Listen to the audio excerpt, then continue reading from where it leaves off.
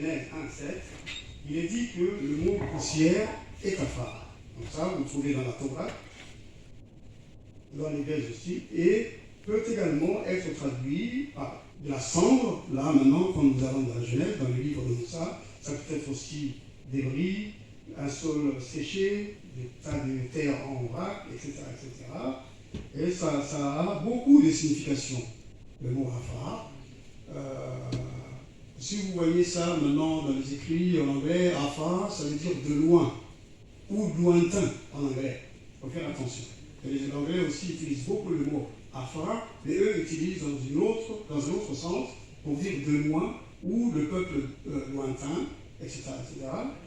Et encore une fois, dans le livre de Moussa, on peut lire, ça c'est en araméen, ce qui est marqué, ça veut dire Zakir, si je vous le mets en arabe, ça veut dire Zakir, Afar, Nahnu. Ça veut dire ça. Eux disent Zakhor, Afar, Nahnu.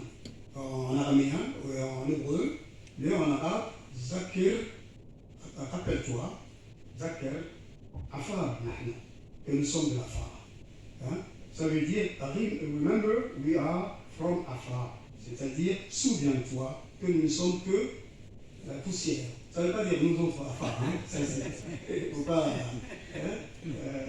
Donc, deux fois, il y a confusion en ce sens que surtout quand on dit Adama, Afar biha Adama. Adam et l'Afar. Donc, beaucoup de gens, les Arabes ont traduit ça aussi, beaucoup de gens pensent que Adam, c'est notre descendant à nous. Quoi. Ah oui, moi j'ai vu des gens qui disaient ça, qui avaient même écrit. Donc, c'est pas ça du tout. Adam, c'est l'ancêtre de toute l'humanité. Donc, il ne faut pas qu'il y ait de confusion à ce niveau-là. Autre chose aussi, c'est que j'oublie le nom de la personne qui a ramené ces hadiths. Ces hadiths en arabe, il dit, parce qu'il a été aussi traduit de l'araméen, il dit Kullukum min Adam wa Adam min Afar. Ici, Adam min Afar, ça veut dire Kourab, hein? Ça ne veut pas dire nous autres Afar de la Corne de l'Afrique ou d'ailleurs. Hein? Il ne faut pas qu'il y ait aussi des confusions. Il y a beaucoup de gens qui font des confusions.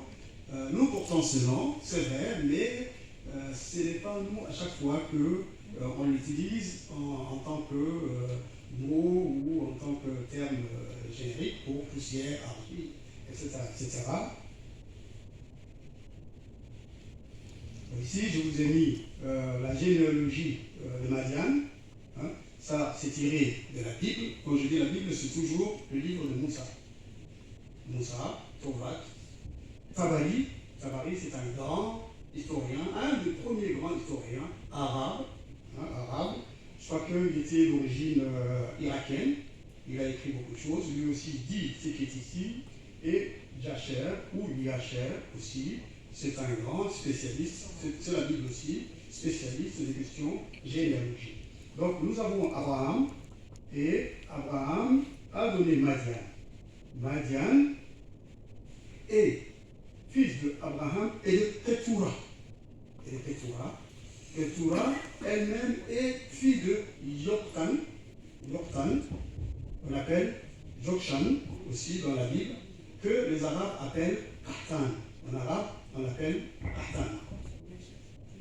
Lui, donc Abraham a 6 enfants. 6 enfants, dont Madian, qui est le 4e fils de Abraham, outre Ishaq, et Ismaël, bien sûr. Ishaq l'aura avec Sarah, et Ismaël avec Hagar.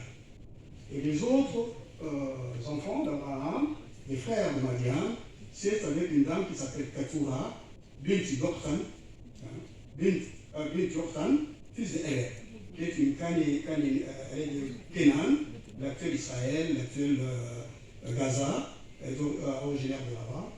Et Ketura va donner 6 fils à Abraham, dont le premier est Zéman, deuxième Jokshan, comme je vous ai dit, Jokshan dans la Bible, pour les Arabes, c'est Kahtan. C'est l'ancêtre de tous les Arabes du Yémen. Le Yémen, on va appeler, disons, les États arabiens, le golfe arabique, tous les descendants des Qahtans sont les habitants de là-bas. Ensuite, nous avons Madan. Madan a été même pharaon, ses enfants ont été jusqu'à gouverner la Mésopotamie. Le quatrième, c'est Madian, dont beaucoup d'entre nous tous descendants. Cinquième, c'est Ishbak. Et le sixième, c'est Shua. Donc Madian, maintenant, lui, aura aussi 6 fils, dont l'aîné s'appelle Ifa, le deuxième s'appelle Afar, dont nous descendons. Le troisième s'appelle Henok. Selon, vous l'avez sûrement vu si vous avez voyagé en Éthiopie ou chez certains chrétiens, c'est un nom très courant. Henok, fils de Madian, Abida, Eldaa, Ankha. Ça, ce sont les 6 fils de Madian. Et à l'instar de ce qui s'est passé avec Hagar, Abraham va éloigner Ketura, sa troisième femme, et ses enfants de Sarah et d'Isaac. Il va les amener à l'est du pays de Couche, c'est-à-dire à l'est du pays de l'Égypte de l'époque, et il va les installer là-bas. Madian, avec ses 6 fils, va s'installer là-bas, va trouver une vallée fertile, on s'y installer, et construire une ville, s'y installer, et ensuite Madian, ses enfants et ses petits-enfants vont agrandir cette ville et en faire un pays unique où tous les enfants, tous les descendants d'Abraham viendront habiter, ou s'ils se sentent à l'image de Moussa, lorsque il s'est senti menacé par Pharaon, s'est sauvé et est venu se réfugier dans le pays de Madian. Il n'y a pas que Moussa, tous les enfants, tous les descendants d'Abraham iront dans le pays de Madian, pays béni à l'époque. Et là, on est au 3e siècle, au 3e millénaire avant Jésus-Christ. Donc c'était le pays des gens qui étaient droits, les gens qui disaient la vérité dans la foi et dans la pratique de tous les jours. C'était des gens droits, mais qui par la suite aussi vont un peu digresser et aller sur le nouveau chemin. C'est alors que Dieu leur enverra comme prophète d'Israël pour leur dire: revenez sur le droit chemin où vous étiez, arrêtez de tromper les gens sur les mesures et sur les poids. C'est ce qu'il faisait. Il ne faisait pas d'autres choses abominables, quoique il y avait un petit groupe de Alalaïka ou Sabalaïka qui allait vénérer dans la forêt des idoles, autre chose. Donc c'était un pays, ils ont construit un pays important, un pays qui comptait. Et à cette époque aussi, Madian était une puissance régionale.